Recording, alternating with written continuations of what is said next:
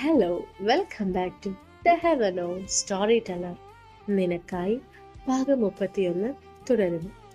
ഇതേ സമയം ഹാളിലുള്ള ശബ്ദം കേട്ട് പുറത്തേക്ക് വന്ന ജീവൻ കണ്ടത് സുചിത്രയെ സോഫയിൽ കിടത്താൻ സഹായിക്കുന്ന സായിയാണ്.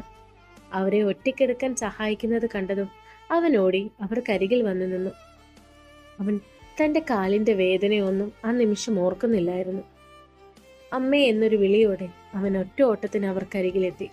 എന്നിട്ട് സുചിത്രയെ സോഫയിലേക്ക് ഇരുത്താനായി സഹായിച്ചു. അമ്മേ, കുഴപ്പമൊന്നുമില്ലല്ലോ അല്ലേ? അനന്യ, പോയി വെള്ളം കൊണ്ടുവാ. ജീവന്റെ വാക്കുകൾ കേൾക്കാൻ നിന്നതുപോലെ അവൾ അടുക്കളയിലേക്ക് ഓടി. അപ്പോഴെല്ലാം അവന്റെ കണ്ണുകൾ സോഫയിൽ കാലിനുമേൽ കാല് വെച്ച് എല്ലാം നോക്കി ഇരിക്കുന്ന അഥർവിനെയായിരുന്നു. ജീവൻ മനസ്സിലാകാത്തതുപോലെ നോക്കി.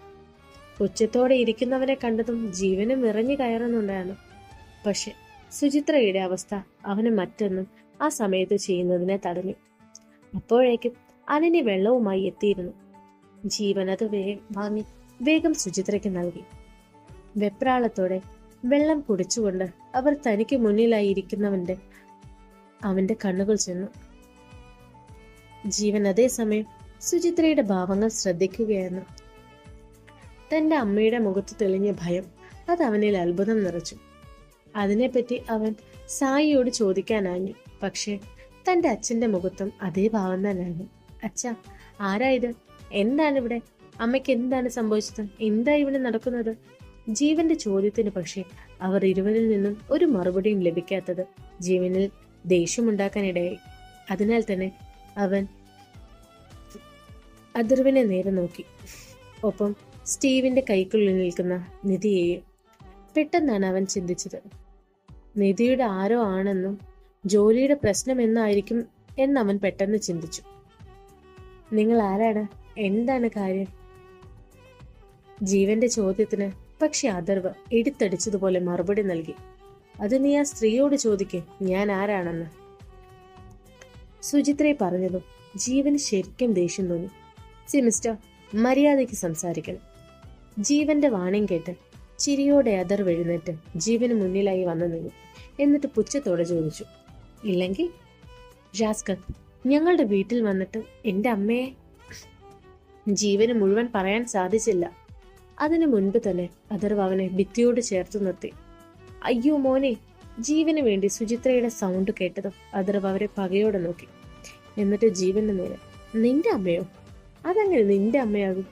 നിന്നെ പ്രസവിച്ചതിന് ഇവരല്ലല്ലോ. അവർ പ്രസവിച്ച ഒരുത്തർ ഇവിടെ നിൽക്കുമ്പോ ഒറ്റ നിമിഷം അഥർവ് അസുരനാകുകയായിരുന്നു. ഞെട്ടി നിൽക്കുന്ന ജീവനെ ഭിത്തിയോട് ചേർക്കുമ്പോൾ പോലും ജീവൻ അതിനെ തടയാൻ ശ്രമിച്ചില്ല. അവന്റെ കണ്ണുകൾ തന്റെ മാതാപിതാക്കളിലായിരുന്നു. പക്ഷെ ഇതെല്ലാം കണ്ടു നിന്ന സ്റ്റീവ് പെട്ടെന്ന് നിധിയെ വിട്ട് അവൻ അരികിലേക്ക് പാഞ്ഞു. എന്നിട്ട് ജീവനിൽ നിന്ന് ബലമായി അഥർവിനെ മാറ്റി. എല്ലാവരും ഞെട്ടിത്തെറിച്ചു നോക്കി. ഇത്രയും നേരം അത്രയും സൗമ്യമായി സംസാരിച്ചവന്റെ മാറ്റം, ചെകുത്താന് സമമായ ഭാവങ്ങൾ എല്ലാം അത് സ്റ്റീവിൽ നിന്നും പതിയെ മാറിക്കൊണ്ട് തനിക്ക് മുന്നിലായി നിൽക്കുന്ന സുചിത്രയെ നോക്കി.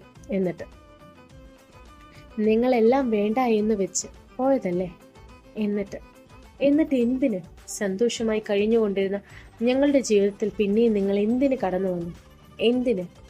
എന്തിനു വേണ്ടിയാണ് എൻ്റെ റോസി അമ്മയെ ഇല്ലാതാക്കിയത്? വിടില്ല നിങ്ങളെ ഞാൻ. നിങ്ങൾ അഭിമാനത്തോടെ നെഞ്ചോട് ചേർത്ത് പിടിച്ച കുടുംബം അത് ഒലിച്ചു പോകുന്നത് നോക്കിക്കൊന്നേ. ഒപ്പം നിങ്ങളുടെ പ്രിയപ്പെട്ടവരും. ഞങ്ങളുടെ സ്വർഗമില്ലാതാക്കിയ ഒരാളെയും ഞാൻ വെറുതെ വിടില്ല.